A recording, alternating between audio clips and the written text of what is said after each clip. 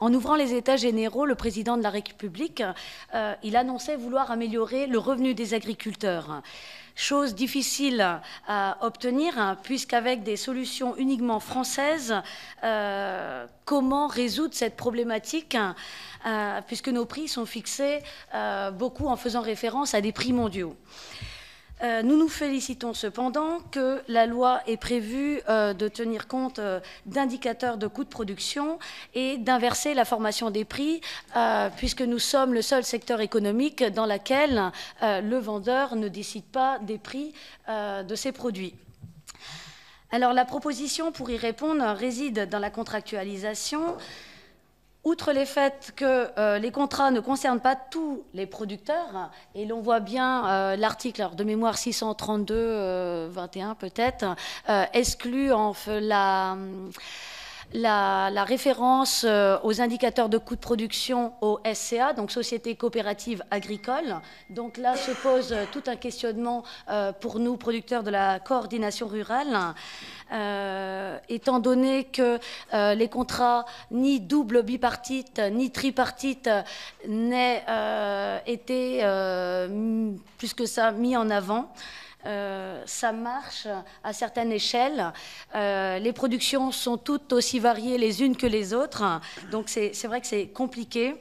Et si on regarde pour le secteur laitier, puisque je suis une productrice de lait, aujourd'hui les références au coût de production, donc l'indice qui a été publié par le CNIEL, l'interprofession laitière, qui est une méthode définie et proposée par l'IDEL, donc la méthode coût-prod, qui aboutit à un prix de 396 € les 1000 litres. Ce prix calculé pour les 5 dernières années nous donne un prix de 422 € les 1000 litres, sauf que dans les négociations, ce prix-là n'apparaît que pour la part dans le mix produit qui intervient pour les PGC, donc les produits de grande consommation français. Du coup, dans certaines formules, ça pèse pour 40%, pour 50%, voire seulement pour 11%. Donc, la couverture des coûts de production n'est pas encore garantie. Donc, est-ce que les producteurs verront leurs revenus augmenter grâce à des déclarations de bonnes intentions qui pourraient venir des industriels et des distributeurs par rapport au relèvement du seuil de relève du SRP?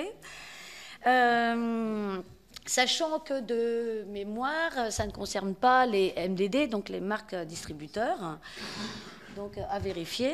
Par rapport à l'encadrement des promotions, se pose quand même la question, dans le marché tel qu'il est aujourd'hui, c'est-à-dire l'absence de régulation qui favorise la surproduction de certaines marchandises, qui fait qu'inévitablement, on justifie et on accorde des promotions. Donc, pour nous, la régulation, très importante.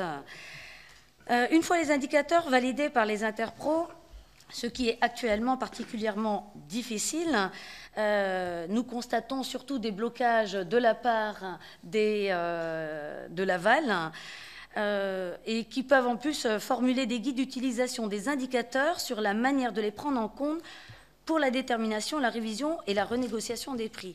Autrement dit, en pratique, l'Interpro peut publier des recommandations, mais tout le monde peut les ignorer, y compris ses membres. Et là encore, il eût été judicieux de tenir compte des indicateurs qui auraient été ceux de l'OFPM, donc de l'observation de la formation des marges et des prix. Et en plus, nous sommes limités par le droit de la concurrence. Voilà. Nous entendons également que mieux rémunérer les agriculteurs, il faut partager la valeur, et c'est une notion à laquelle la coordination tient, c'est que le producteur en lui-même produit de la valeur, et c'est évident que cette valeur est définie à partir de son coût de production. Ensuite, le transformateur réalise une valeur ajoutée qui lui est propre, mais la première étape, c'est bien de rémunérer notre valeur. La filière, alors je vais finir, par rapport au prix abusivement bas, pour nous il eût été judicieux que ceux-ci se rapprochent le plus possible des coûts de production définis par chacune des interpros. Nous avons aussi la possibilité par dans chacune de ces interprofessions, de réaliser des courbes de Gauss dans lesquelles on classe les producteurs suivant leur coût de production. Et je parle bien par coût de production et non par seuil de rupture. Le seuil de rupture, qui sont des chiffres utilisés aujourd'hui par les chambres d'agriculture, sont des coûts, des chiffres, dans lesquels la rémunération du producteur est la déduction de ce qui a été permis en termes de prélèvement.